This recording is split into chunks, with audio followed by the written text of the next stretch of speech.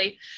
So anyways, yes, my name is Katelyn Barsnick. I grew up here in Fort Duchesne, Utah, and I grew up caring for, helping my family care for our herd of horses.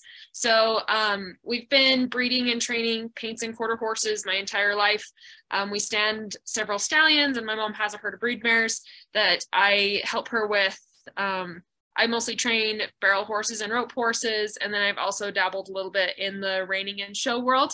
So I've had a lot of horses. I've seen a lot of weird things with horses. So if you have any strange questions, I might have some experience to help you with. But for the most part today, we're going to talk about just kind of general care of your horse and something that I'm really passionate about, which is nutrition. So I love to use nutrition to help make my horses look and feel the best that they can so that they can perform well. So to start out, and I'll just have you respond in the chat so I can see how many of you that are here at this meeting have horses or do horse 4-H or have horses already. And if you don't have horses, that's totally fine, but I just want to see how many of you already do have horses.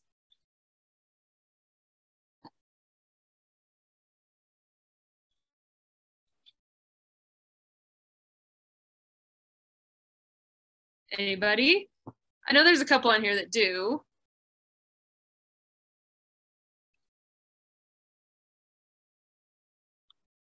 Okay. Maybe not. All right, so they're coming in. I see the chats. So we got quite a few people, right? You already have horses. I know some of you, but some of you I don't. So, okay, Josie, you don't have any. That's totally okay. All right. Okay, so I am just going to share my screen here so that we can get to my PowerPoint.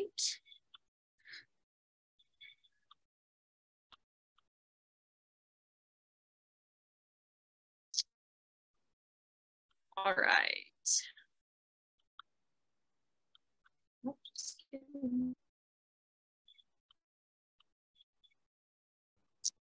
Okay, I guess I didn't have it ready. All right, so, okay, so to start off, talking about feeding our horses. So there's 3 your horses are going to need, right? So they're going to need water, forage, vitamin, and minerals. So when we look at what we're feeding our horses, that's kind of the basic stuff that we can break it down into. All horses need water, a forage, vitamin, and minerals. What becomes optional is a concentrate, or what we call, refer to as a grain. So that's going to be a feed that's going to add a lot of extra calories and nutrients, but not every horse is going to need those. All right, so how many of you have heard this saying, you can lead a horse to water, what's the next part of it? But you can't make them drink, right? So how many of you water your horses with a small bucket? And you can reply in the chat, whether you do it with like a small bucket, or if you have like a big water trough that you just water them in and it lasts them a few days.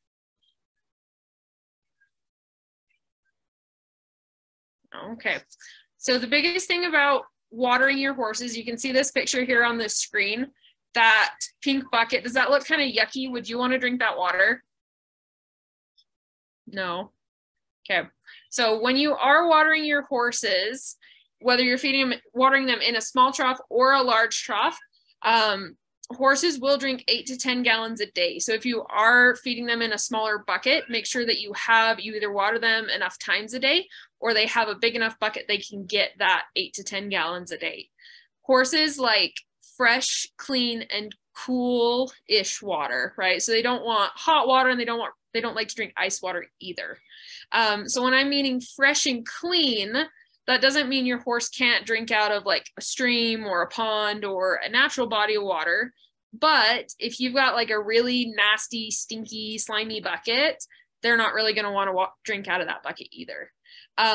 So when you are watering your horses in the winter, it's not super fun. So we don't clean our troughs as often in the winter, but in the summer, usually at least once a week or every other week on those big gallon or those big huge tanks. I like to let them drink it down low enough that I can dump it out, scrub it with a scrub brush, A toilet brush actually works really well to scrub a water trough. I mean, a clean toilet brush, but you can use just kind of a scrub brush and then some soap, like Dawn dish soap, to kind of scrub those out. Just make sure that you don't have that slimy, nasty buildup, because it's going to make your horses not want to drink as much. If you have a horse that's not drinking enough and they're starting to get dehydrated and you're worried about them drink, and help encourage them to drink by adding some kind of an electrolyte. So you can get electrolytes like at the feed store.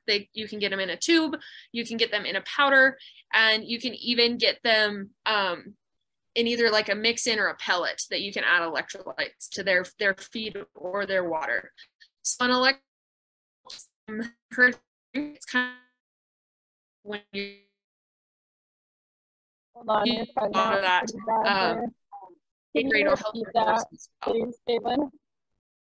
What's that? Could you repeat that last sentence? You were cutting out pretty bad there. Okay, hang on a sec. Oh, shoot. Hang on, guys. I might have to move my laptop. Can you hear me better now? Yes, you were just cutting out for that last sentence is all. Okay. So I was just talking about adding electrolytes. So if you're wanting to add electrolytes to your horse's diet, whether it's, you can do it as an additive to your water, a powder, there's paste that you can buy, and then you can also add it to your feed like a crumble if you do feed some kind of a grain. And those electrolytes just kind of help encourage your horses to drink. They're also a really good idea if you do have horses and you're going to be hauling them somewhere for a competition or a show. It's a really good idea to include electrolytes. Horses don't always like to drink water that they're not used to. They can definitely tell a difference in the taste.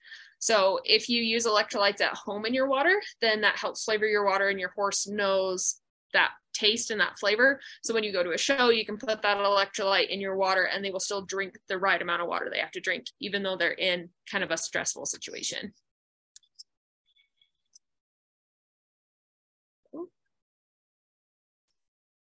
Okay, so daily feeding. So horses need 1.5 to 2% of their body weight in daily feed intake. So that means if you take your horse, how much it weighs, it should be 2% of that weight that they're eating total in a day. And that can be split between their forage, their hay, and their concentrates, if you are feeding them a concentrate, but they do have to be eating that. So how many pounds of feed does a 1,000-pound horse need to eat every day? Somebody want to guess and answer in the chat? Anybody want to take a guess?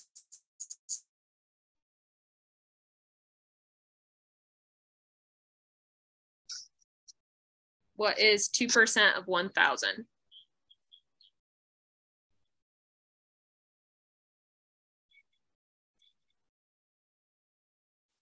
Nobody wants to guess? 20 pounds. Look at Tiana go. So a 1,000-pound horse on average will eat about 20 pounds of food a day. So does that mean when you're like throwing hay over, you're just going to kind of like guess, or should you maybe kind of weigh your feed, get an idea, right? So it's always a good idea to try to weigh your feed when you're feeding your horse so you know that they are getting that minimum percent that they need to be healthy and active and get enough nutrition. Okay, so this is a cool little formula you can use. You can buy what's called a weight tape, like IFA or Tractor Supply, and they will give you an estimate by wrapping around your horse. But this is another calculation formula that you can use to estimate your horse's weight. So you take a soft first, so that's about where your cinch goes when you cinch up their saddle, and then you'll measure their length, so the point of the chest to their croups, like point right on their buttocks there, and that will, so you multiply heart girth times heart girth, then you multiply whatever you get there times their length, and then divide that by 330, and that will give you an estimate of how much your horse weighs. And you can estimate from there how much feed they should be getting for a day. All right, so good hay versus bad hay. So horses are pretty picky eaters. They have really sensitive stomachs, and they can get sick really easily. Horses cannot belch or regurgitate, so they can't throw up if they get a tummy ache. So if they get a tummy ache, it can be really bad. It can last a really long time. So when we're feeding our hay, we want to make sure that we're not only feeding good quality hay, but there isn't other things in it that could make them sick and give them a stomach ache. So be sure to check your hay over regularly for foreign materials, mold, mildew, weeds, things like that they're not going to want to eat. If you have hay that's got a weed in it that's really stickery and pokey, horses also aren't going to want to eat that. And that's going to make them lose weight if they're not going to want to eat the hay they're given.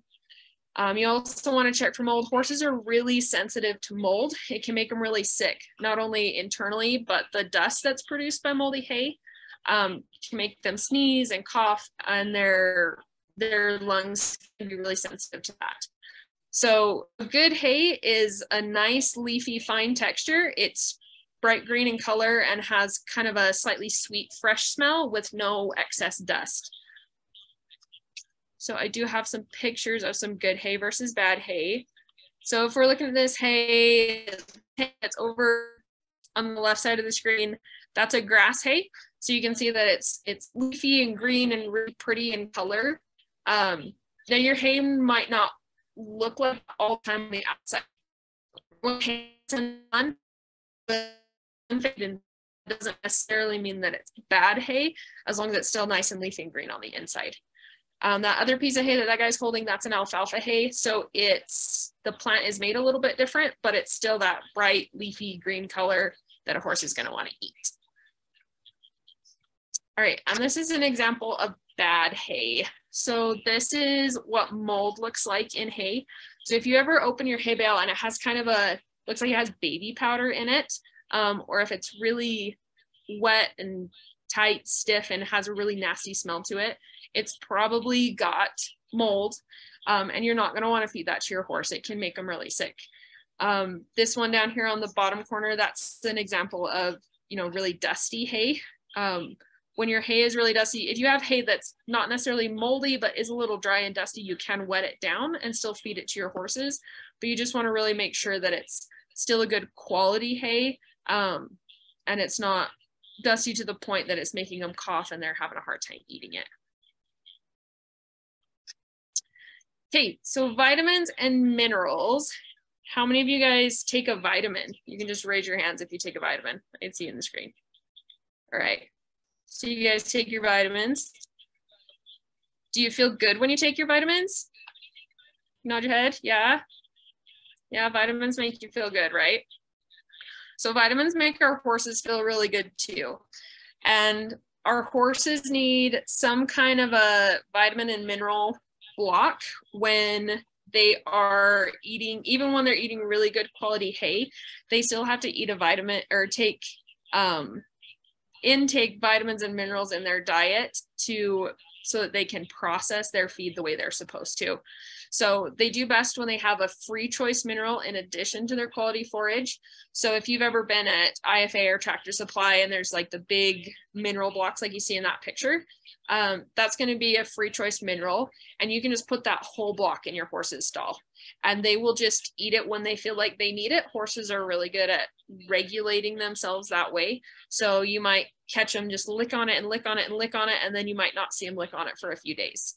So, but having that option there for them makes it so that they are able to utilize the nutrients you're giving them in their feed even better. It can be a loose mineral too. It doesn't have to be a block. So you can find like bags of loose mineral. That can be a little harder to feed because you have to have some kind of a bucket or container or something else in their stall that you can pour that in and leave it in. And then you also have your protein blocks that have extra stuff in them. Usually they have some molasses in them. They're a little sweeter. They make those blocks for all different kinds of animals. So you can see ones that are specific, for goats or cows or horses. So if you're going to get one for your horse, it either has to be an all species that says on the label that horses can eat it, or you can get one that's specifically made for horses only. Be sure to read the label on those, because there are some things that they put in like a cow or a sheep block that a horse can't necessarily eat. So now our concentrates and grains. So these are what you feed your horse to give them a little bit of extra, right? So how many of you have some kind of, your horses get some level of exercise pretty regularly? You ride them, you take them on trail rides. Give me a thumbs up if you ride your horses pretty regularly. They might have some time off right now, right? Because it's cold and nobody wants to go out in the snow. But if you're riding your horse and you're feeding them a really good hay, or they're on pasture and they're keeping their weight pretty good, they look healthy, they look fat, you probably don't need to add a concentrate. If you start riding them really hard and they start to drop weight, and you can, kind of start to see their ribs a little bit, and they're just not keeping up with it, then you want to look at adding a grain into their diet. So not every horse is going to need grain. There are going to be horses out there, like a couple of the fatties I own, that if I give them grain, they get way too fat and it doesn't do them any good. They stay nice and fat on just good hay and minerals. But if you do have a horse that needs grain, sometimes those horses might be older horses, horses that are getting up there in age and they can't chew and eat their hay as well, or break it up as well. So you might have a little older horse. It'd be easier for them to eat grain to get some of their nutrition. You also want to consider their activity level. If you have a horse that just sits in the pasture and doesn't ever exercise, doesn't get rode, you probably don't want to be pouring extra grain to them, because you're just wasting grain and wasting money, because they probably don't need those extra calories if they're not doing some kind of work. When you're determining if you want to give them grain, I went forward too fast. You want to look at their body condition score. We'll talk about those in a couple slides, but that kind of helps you determine your horse's level of condition. And then some of your common horse grains are corn, oats, barley, cob, which is that corn, oats, barley combined / sweet feed, which has a molasses in it, beet pulp, flax, wheat bran. I saw, Josie, that you asked if corn is good for them.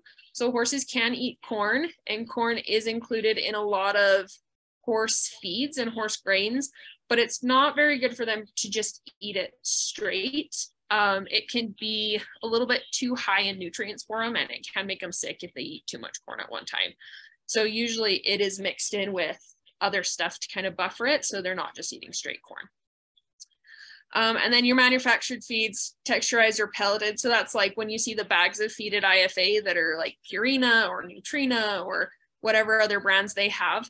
Those are manufactured feeds. They're usually a combination of grains. So it's not necessarily one grain. It's usually a combination of things. And then they add some other nutrients in there, like vitamins and minerals, into those grains so that you can feed them. And they have a little bit more of a special formula for specific horses. So if you are going to start feeding a grain to a horse, you want to introduce it really slowly. You don't want to just go out and give them, a whole 50-pound bag in their bucket, right? How much do you think you want to start feeding a horse with? Does anybody have a guess? How much would you want to give a horse the first time you give them grain?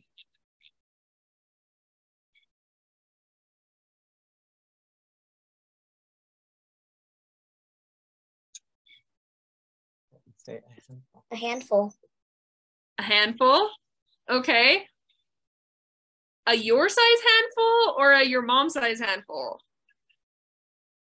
Which one? Well, my size handful, you want to give them 2 because that would equal my mom's size handful. Okay. Makes sense.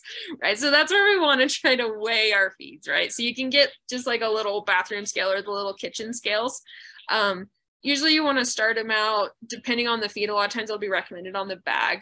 But like if I have a feed that the perfect serving of it is 4 pounds, then I might give that horse 1 pound for several days and then just increase it half a pound until he is up to that amount that is the recommended feeding on the bag. But that is a very good answer, Laura. So when it comes to selecting a feed, I know not all of you live in the same place, so you might have different options for grains at your local store. So if you do want to start your horse on some kind of a feed and you're not sure where to start, don't be afraid to ask a professional. Ask your vet what they would recommend.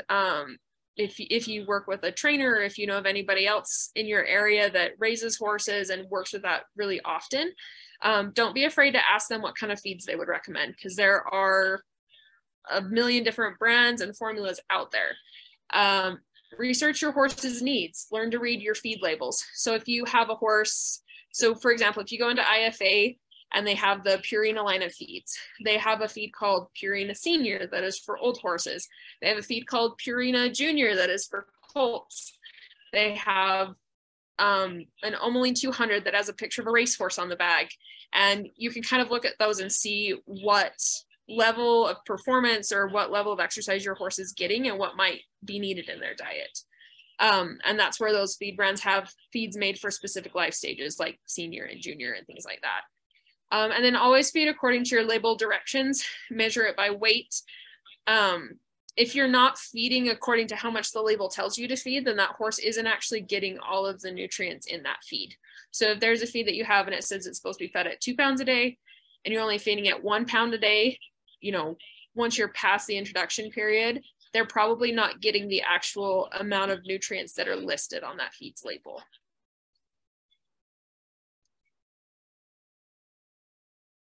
Okay, so this is what we talked about, that body condition score.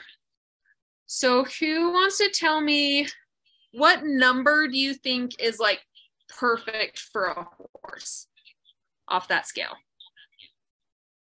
And you can unmute and talk if you want. 5.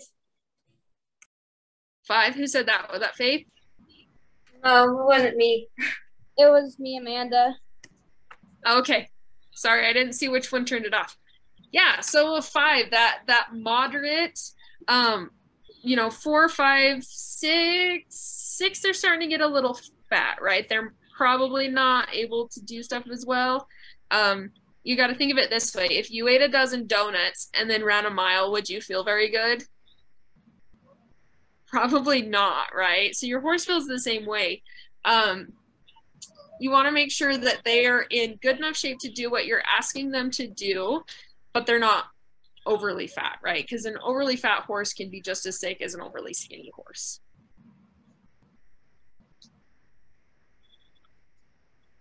Okay. Any questions before we move on to the first aid? Any questions on the nutrition stuff? Nope, no questions. Okay. All right, so horse first aid kit. So I put this up here to show you guys, and then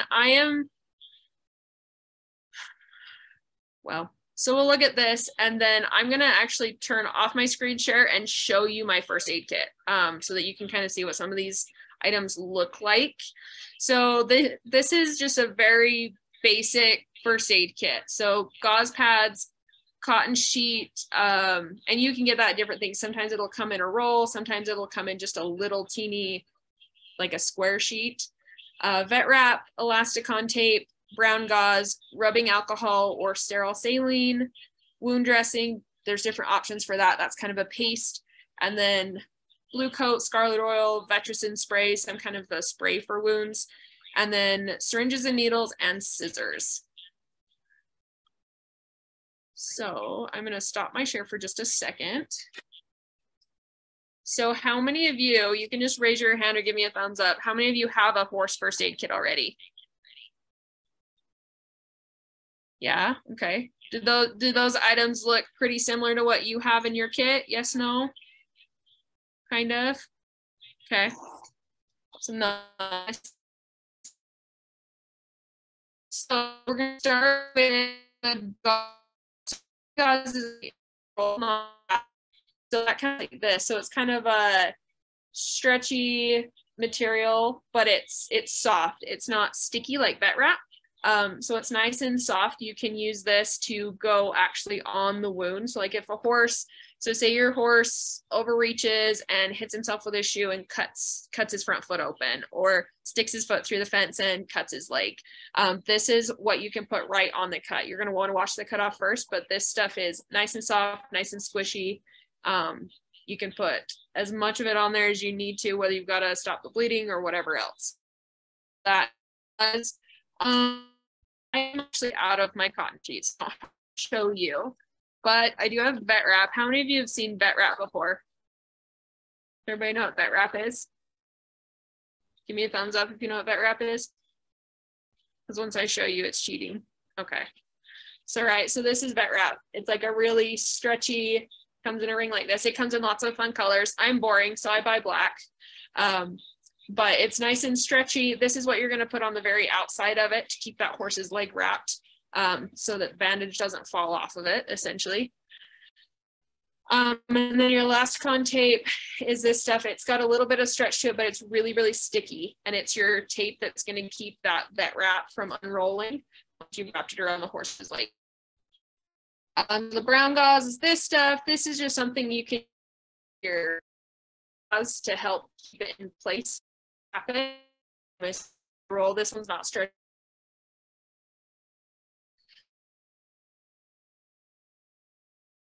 If you don't have access to a hose, you can just, pour that on the wound, help flush out anything nasty. That's also where I actually use my syringes. So I'll take the biggest syringe I have. Usually I do like a 12 cc, but you can actually, suck some of that rubbing alcohol or saline solution up in that, and then you can use that to squirt it on and wash that wound off, if you don't have access to a hose for whatever reason. And then the Blue Coat Scarlet Oil or Vetricin spray, you guys have probably seen some of this at like just your feed store. You can at Tractor Supply or IFA. So these are sprays that you would use on something that maybe you can't wrap, like if it's their knee or a body part that you can't actually wrap it with. This is something you can spray on it and keep all the gunk out of it. Kind of help keep it from getting infected, kills bacteria, things like that in the wound. And there's several different kinds. So there's Red Coat, there's Blue Coat, Vetricin is another brand that makes it. Any kind of spray that's a antiseptic wound dressing type spray will work. The Blue Coat and the Red Coat will dye your horse's hair for a while, so it's not the best to use if you don't want them to be pink for a couple weeks. Talk about syringes and needles, and then I always have scissors. These are the scissors that I have in my kit. So they have like a little snub nose on them. So if I have to cut a bandage off a horse, I can slide that down between the bandage and their leg so that I don't poke them with the end of the scissors. You can get these at feed stores. You can get them from the feed stores. You can even get them from your vet. So let me pull back up my screen share and we will talk about, sorry, I lost you guys. So I'm going to reshare my screen and I'm just going to show you how to wrap horses' legs really quick.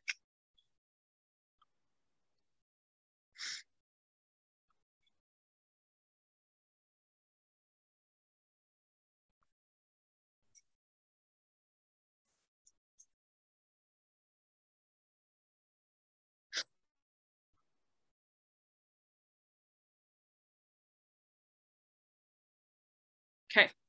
So this is kind of a good example when you're using like your vet wrap, because it is really stretchy. You can get it too tight on accident and actually cut off the blood flow to your horse's leg and possibly make the injury worse. You can cause issues like bowed tendons, things like that, if you do wrap a wrap too tight. So you do have to be careful with vet wrap. So over here you see some examples. A basic pressure wrap that's too tight. So if you have it sucked that tight that your horse's leg looks like a normal leg, that's way too tight. And you're going to cause some issues there. So you want to unwrap that and rewrap it. Now that next one, that wrap is too loose, right? So when that horse goes When you turn that horse back in his pen and he starts playing and running around, that wrap's gonna just slide right off of his foot, right? And then it's not protecting that injury anymore. And then that bottom one is just right. So you want it just tight enough that you kind of have a little bit of, you know, it's not gonna slide and twist and move around, but not so tight that there isn't a little bit of extra padding on there. And then this is just showing when you do wrap a leg, horses have a lot of tendons and soft tissue stuff that runs down the back of their leg. So when you wrap, you always want to wrap from inside to outside so that you're not pulling those tendons away from the bone. So you'll start on the inside leg, pull it out towards you, and then go back around the horse. Another way to think about it, and this is any wrap you do, whether you're doing like a polo wrap to go run barrels or bandaging an injury, you're going to want to start it and wrap it towards the tail. So you'll pull it back around you, and then as long as it's pointing towards the tail when you pull your vet wrap out, then you're wrapping the right direction. And then this is just a picture I just wanted to show you. So like on injuries that they have, if they have injuries up on their hocks or on their knees, things like that, those are kind of hard to wrap, right? Because they bend and they have to bend. So those are the kind of injuries, if you have a minor cut or wound on there, you're going to want to use some of those sprays. If you have something really minor, like the bleeding stopped, it's just a little cut, no big deal, by all means treat it at home. If your horse has a really bad wound and it is like squirting, rushing blood, please call your vet. Those kind of wounds are something that you can bandage at home, but you're going to want to get those kind of injuries checked out and make sure that they haven't damaged any soft tissue down inside there, or see how deep that cut is. They might even need stitches. And when it comes to getting stitches on your animals, just like on you, they have to get stitches in a certain amount of time or the stitches won't work. So if you're doctor minor injuries, but if you have a major injury, please call your vet. Okay, and with that, is there any questions?